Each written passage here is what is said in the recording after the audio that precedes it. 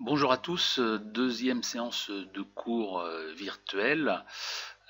Donc aujourd'hui on va voir plusieurs choses et je vous propose de créer un petit bandeau publicitaire de ce type, donc avec pas mal de calques.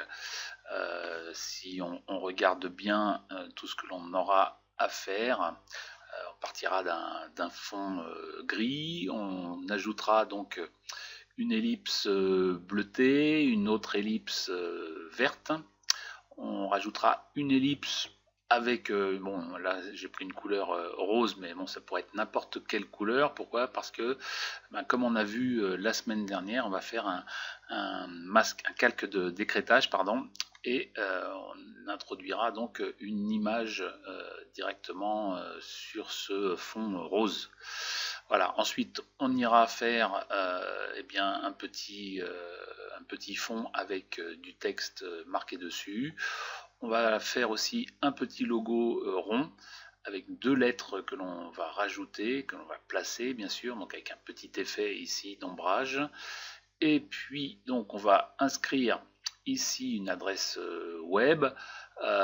Donc on va apprendre à eh bien faire de la couleur à l'intérieur d'un même texte, et on va rajouter ici une forme qui est déjà prédéterminée. On va la retrouver après avec un outil qui s'appelle donc l'outil pinceau.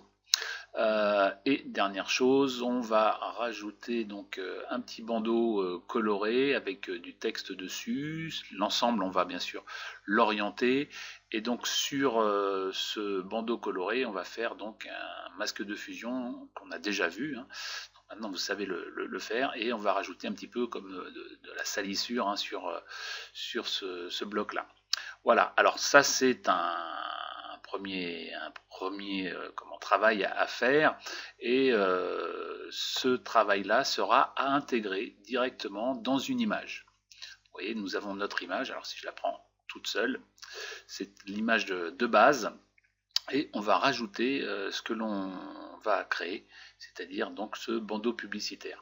À savoir que maintenant, ce bandeau publicitaire que l'on aura rajouté, donc ça sera une incorporation d'images, mais avec une liaison, c'est-à-dire que si mon image primaire, je lui retire un élément, par exemple le logo, que je sauvegarde cette image, et eh bien dans mon image finale, hein, où ce bandeau est intégré, eh bien ce logo n'apparaît plus puisque je l'ai retiré de ce premier fichier.